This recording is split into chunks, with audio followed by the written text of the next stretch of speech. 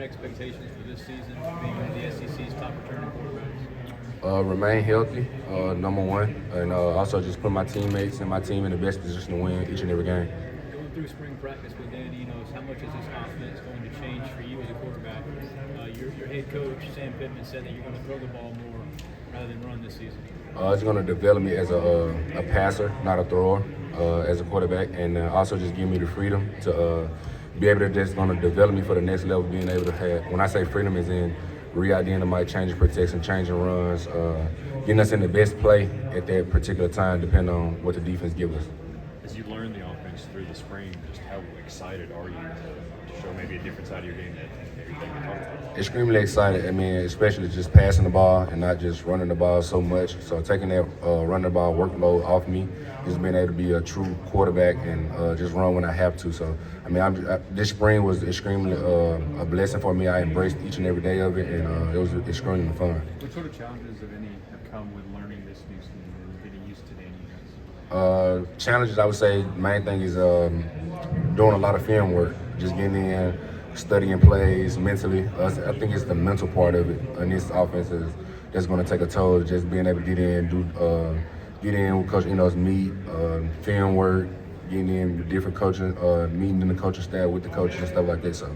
KJ, talk about playing in Baton Rouge. You have to face LSU at Tiger Stadium. That environment going to be fun. I mean, I'm looking forward to it. Just a great atmosphere to play college football in. So I'm looking forward to it and hope we come out victorious. Have you had challenges with your instincts? I mean, if your instinct is to run, if it's been to run, has that been a challenge, getting used to being a little more calm back there? A little bit, I mean, but at times it do get challenging because, I mean, you do want to take off running and just go get the first down, go get your touchdown. So it do, but at times where, you know, like, for the next level, you're going to have to sit in that pocket, stay back there and deliver a good ball. So just being able to train my body and train my mind to do what I wanted to do and know that I'm capable of doing it. KJ, what would you tell a quarterback who's new to the league about playing in the SEC? I would say take off season very seriously. Take care of your body. Make sure you treatment, massages, all the things that you need that's gonna help you prepare for Saturday, and just the preparation. Take each and every day and embrace it. I mean, that's the main thing. Take advantage of it. Don't let no day go by where you leaving doubt on the field or regret on the field. KJ, South kind of picked up Trey Knox in the transfer portal. What do you expect from him this season? What are the Gamecocks getting in a playmaker in your offense? They're getting a leader. I mean, a very vocal leader. Also a playmaker too. Just get the ball in his hands. He can do a lot of things, whether just blocking, catching, down the field, mismatches on linebackers and stuff like that. So they're getting a great guy as well out the field, and just a playmaker on the field. KJ, what do you remember about the game against Texas a couple of years ago, and what do you think about them joining the SEC now? I remember the fans storming the field. I mean, that was the main thing. But I do remember a tough battle starting off in the beginning, and then we just wheeled our team around each other and just basically came up with the decision that we're going to dominate from here on out. And we went out there and executed at a very high level. And with them joining the SEC, I feel like it's good for recruiting. I feel like it's good for the conference to bring Texas along. So I'm looking forward to seeing it. Are you going to be around next season when they play? I don't know.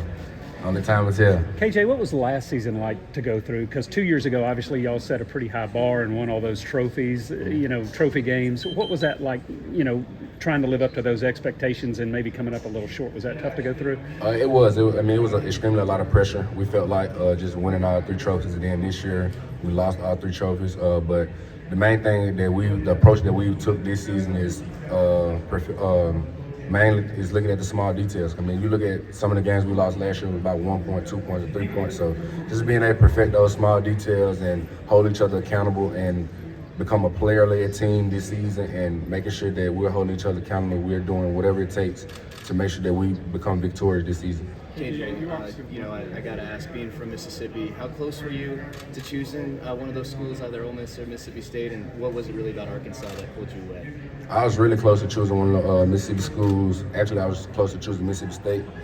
But just coming on the visits to Arkansas, the people, the academic side of things was just the perfect place for me, and it felt like home. Just the environment, the people, they take care of you, they love the Hogs, and they just want to see you do big things and succeed in life in Fayetteville. KJ, you're one of the most dynamic power runners in the game of college football. Just ask the folks in Provo. You mentioned health as the primary concern this season. How would that affect that aspect of your game? I feel like it wouldn't at most, but I feel like just me being healthy and taking care of my body, doing a little small detail, whether that's getting the eye tub after a practice or getting a massage or going to see the chiropractor, stuff like that. So just being able to take that approach and making sure each week in and week out that I'm putting my body in the best preparation to go out there on Saturdays and showcase my skills. KJ, what are your thoughts on renewing the Texas-Arkansas rivalry? I love it. I mean, that's college football for you. I mean, that's what you come to play college football for. Rivalries matter in college football, so I'm looking forward to seeing it and just looking forward to seeing it. It should be a great show. Does NIL give players more options? We have 5th, 6th, 7th year quarterbacks staying around, or they may have gone pro before. Does it change decision-making processes for top players, you think? It does. I mean, because you have NIL, which just came along. It's been a great thing for student athletes, giving us a platform just to be able to just showcase a personal side of that person or of that athlete. So I feel like it does, and also they got financial issues back home. It just also helped the person be able to give back to the community, or give back to their family, help their family.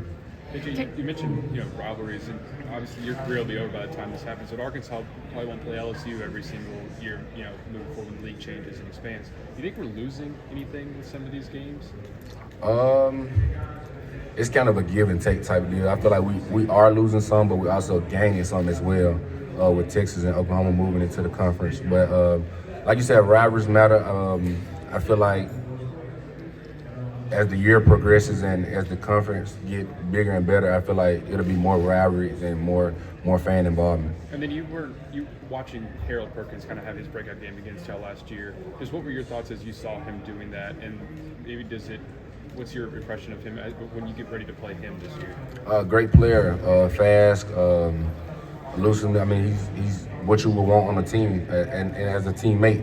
So just me being able to watch him go out there and showcase his talents. We hate to see it versus us apparently, but I mean, just knowing that he's a great guy, great scheme that they have for him to be able to showcase his talent. But this year, I'm looking forward to actually playing against him and see what he brings to the table. KJ, you're one of the starting quarterbacks who are coming back. I mean, there's been guys going into the pros and there's changeover.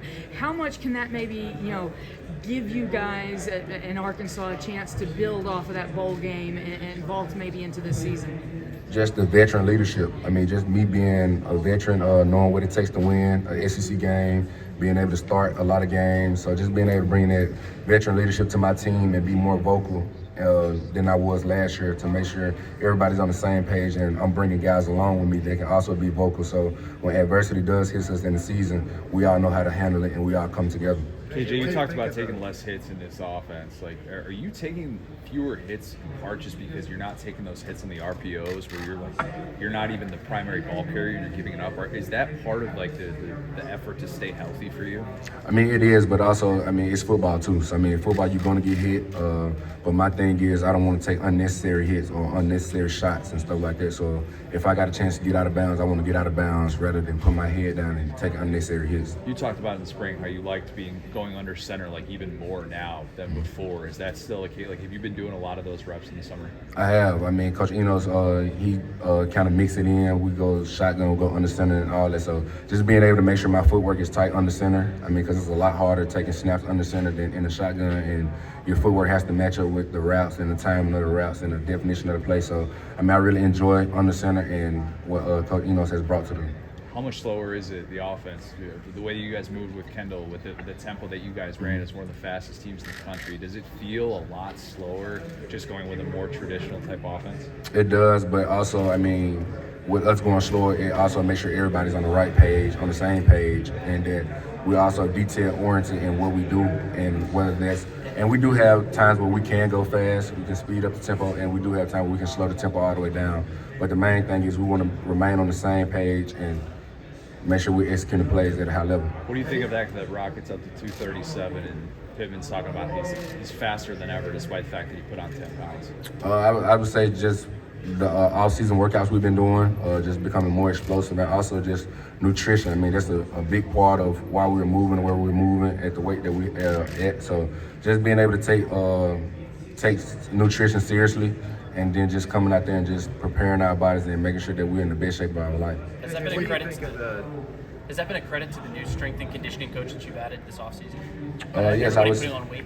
I would say yes, because I mean, we're going through a lot. Our bodies are put to the test in a lot of our workouts this season, and I mean, it's also just fun to be able to go out there with our teammates and embrace each and every workout and go out there and just showcase what we can do and what we can put our bodies through just for this upcoming season. KJ, what do you think of the state of quarterback play in the SEC this year, and where do you think you fit in the hierarchy? Say your question again? What do you think of all the quarterbacks in the SEC, the quality of play from them, and where do you think you are in the hierarchy going into this year? I mean, the SEC quarterback, I mean, everybody brings a different skill set to the table. I mean, whatever that skill set might be for that team to help their team succeed and be victorious. I mean, my skill set is totally different from another quarterback skill set for their team. So I would just say, I mean, for me, my main thing is just going out there and then just making sure I'm sacrificing each and everything I can to make sure that my team come out victorious and I'm putting them in the best position to win, and that the state of Arkansas is also well aware that we're also just all in for each other and that we're willing to win. KJ, kind of building on that, as a quarterback yourself, what do you see in Joe Milton's skill set at Tennessee, and what do you think he can do in that offense? He's very talented on screen, very intelligent. I love to watch his game. Also, just that's what they're doing over there at Tennessee fits his skill set. Him being able to stretch the ball down the field and make throws here and there. So, I mean, that's the perfect skill set for that team and for him. And I like watching his tape. You ever seen an arm as big as his, as strong as his? I haven't actually. It's actually unbelievable to see how far he can actually throw a ball. So, it's pretty amazing. KJ, 6 months later, just with some time to reflect, how crazy was that Liberty Bowl? And what do you think it did for the program just to get that win? It meant a lot to the program to get that win. Also, just being able to go to make another bowl appearance for the program. So just to show that we're still on the right track, even though there are ups and downs within the season. So I feel like that win kind of jump-started our off season to where we are closer than ever, and we're just basically perfecting those small details, like I said once before. KJ, no matter how much work you put in, it doesn't really matter if your offensive line can't protect you. And you've got more new starters up front than you've had before. How do you think those guys are adjusting, specifically the tackles, Devon Manuel and Patrick Kudus? They are developing really well. Bo Lemmer, Brady Lathan has took them under their wing and just been staying with those guys after practice, in the meeting room with those guys, breaking down film together. So just making sure that their whole unit up front is basically confident. I mean, I'm confident in them. I feel like Rocket is confident in them, and I mean the whole offense is confident in them. So just being able to make sure that their confidence level stays up is the biggest part that we're working on. What's it been like watching the transformation of Devon Manuel from 390 as a freshman to a redshirt sophomore at 310 now? Just shows that he's disciplined, he's willing to work hard, and just to be in the best shape of his life, and to show that he really dedicated and really wants to get on the field and showcase his talent. As just a sophomore, Patrick Kudus is looking like he's settling in at the right tackle spot. What has allowed him to do that as such a young player for you guys? Just the way his approach to everything. I mean, he's approached everything like a mature young man. He goes in day and day out. He works hard. He's becoming a little more vocal now. We're trying to get him into that vocal role, so he's becoming a little more vocal now. But like I said, he come in, he works, he's just willing to learn. Also, just from each and all the other guys on the line of scrimmage. So, I mean, he just comes in, he just works. I mean, he's just working. KJ, what do you remember about that crowd when Texas visited y'all a couple of years ago? And would you want to see Texas play Arkansas every year? I would love to see Texas play Arkansas every year, and that crowd, I mean, the atmosphere was crazy. I mean, I've never been a part of nothing like that, and to see that it was actually a big rivalry game like it was, and for us to come out victorious and the fans and storm the field and stuff, I mean, that's something that you dream about and you see as a kid watching on TV that you want to be a part of, and to actually be a part of it was actually a surreal moment. KJ, to talk about another environment that you were in, to go back 2 years ago to that Georgia game, I mean, what from that environment still sticks with you 2 years later? How loud it was. That's the main thing. That was a real loud game. It was actually just to be able to go to, it was a morning game, and for it to be that packed and that loud was just pretty surreal as well, to see two undefeated teams go into an environment, and to actually just be a part of that was amazing as well. Yeah, between the Georgia game, that Texas game, I mean, those massive environments that you've been in, has that changed your perspective on other stadiums you might have been in, or maybe how you view other places? Not as much. I mean, because it's college football. I mean, that's why you come to college to play football. Each and every week, I mean, it's going to be a elite atmosphere. It's going to be fun. The environment's going to be fun. You just got to go in, stay calm, be yourself, and don't let the moment be too big for you.